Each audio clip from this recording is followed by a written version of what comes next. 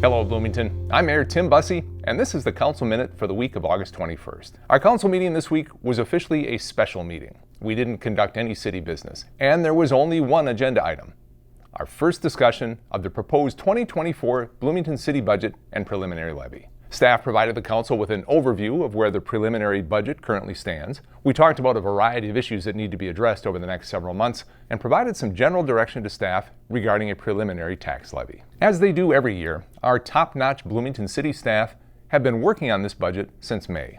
And I appreciate and I fully agree with the principles they've been working with as they've developed this proposed budget. This budget continues our community investments in public safety. It's structured to maintain the city services that residents value and expect. There's been a focus on the tactical allocation of resources, and the budget requests align with the city's strategic plan, Bloomington Tomorrow Together. And finally, and probably most visibly so far, city staff and the council have been fully committed to increased public engagement in the budget process. I want to talk a bit about that public engagement. Over the past few years, staff has been out and about in the community using a unique tabletop display to gather feedback on what residents value and would prioritize in the city budget. You might have seen them at concerts at the band shell, at the farmers market, or at the Public Works open house. Staff has made a point this year not only to get to a greater number of events, but also to ensure that they are at events in different parts of the city, at different times, and on different days of the week. The people working those events have included department heads and members of the City Council. If you haven't seen the display, this is what it looks like.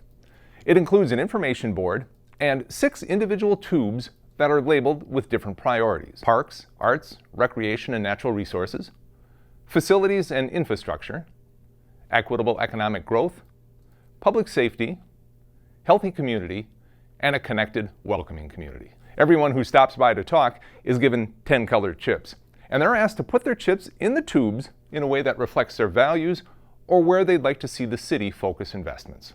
So far, more than 600 residents have participated, and there are still 3 more events to go.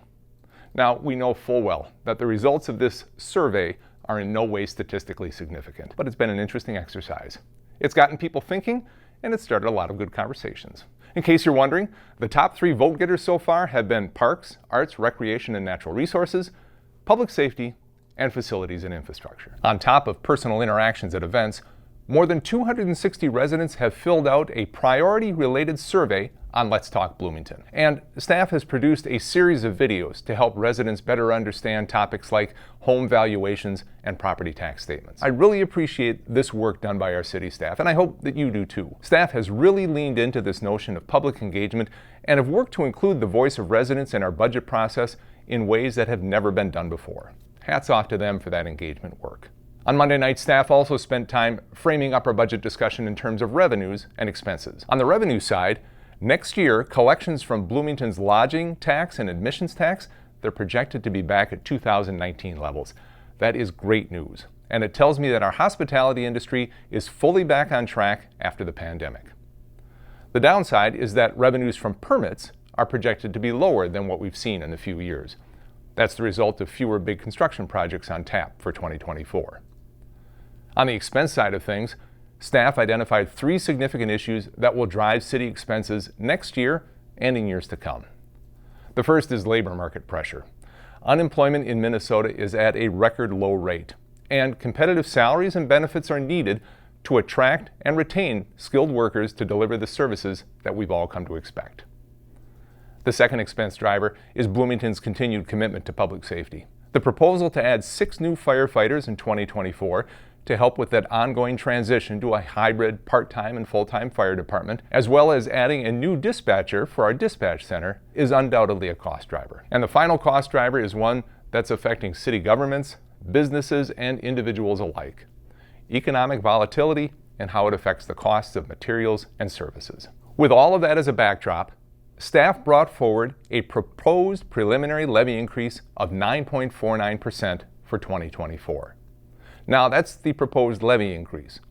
That amount would translate into a 5.6% tax increase for a median valued home. That's because Bloomington has such a strong commercial tax base.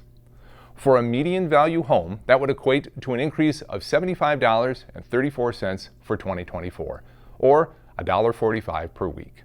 When talking about budgets in the past, a question that I've heard more than once is, what's the proposed increase for? Where's that money going? And that's a good question. You can see here that the lion's share of this proposed increase is for salaries and benefits for city employees. City governments are basically in the service industry.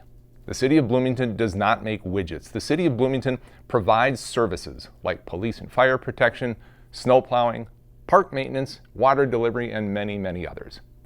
About 75% of our general fund budget goes to paying the people who provide the services you've come to expect from the City of Bloomington. And I want to be clear, this graphic doesn't show that city employees will see a 5.3% salary increase this year. That 5.3% includes the new firefighter positions, step increases, and increased costs of health care coverage.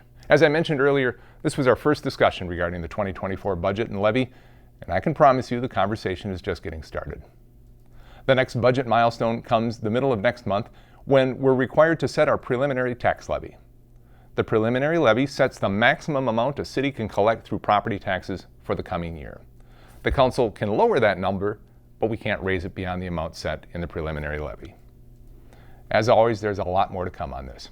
I look forward to your feedback. Now it's time to answer your questions about Bloomington Forward, the long-term investment plan that, if approved by voters, would support 3 major community projects for better health, wellness, athletics, recreation, and improved natural areas. The projects include renewal in the 9 Mile Creek corridor, an upgrade of Bloomington Ice Garden, and construction of a new community health and wellness center. On November 7th, Bloomington voters will consider a 0.5% local option sales tax to finance $155 million in bonds to pay for the projects as part of a citywide referendum. If approved, 67%, that's 2/3 of the local sales tax revenue, will come from non-residents. By using a sales tax instead of a property tax to finance these projects, non-residents would share in the cost of paying for them when they patronize local businesses. The first question is, are there exemptions to the sales tax? The answer is yes. The local option sales tax would work the same as the state sales tax, which means that things like groceries, clothing, prescription and over-the-counter drugs, feminine hygiene products, and baby products, they would not be taxed. Some have asked if the sales tax applies to motor vehicles. The answer is no. Sales of motor vehicles and boats are also exempt. For a full list of taxable and non-taxable items, visit the Minnesota Department of Revenue's website. Today's second question, how would the sales tax work? If approved by Bloomington voters, the local 0.5% sales tax would be applied the same way as the state sales tax. The proposed tax amounts to a 0.5 cent for every $1 spent. For example, a $10 purchase would cost an additional 5 cents if the tax is approved. And the final question today, would the sales tax be permanent? The answer is no. If approved by Bloomington voters, collections from the local sales tax will be used to make bond payments to finance the 3 capital projects for up to 20 years. The tax will expire when the bonds for the projects have been paid off. This approach allows current residents to take advantage of the improvements while the bonds are being repaid. I'll be answering a couple of questions each week leading up to the election, so be sure to tune in next time for more answers to your frequently asked questions. In the meantime, there's much more information on the website bloomingtonforward.org. That'll do it for this week's Council Minute. Thanks for tuning in. Until next time, stay safe, Bloomington.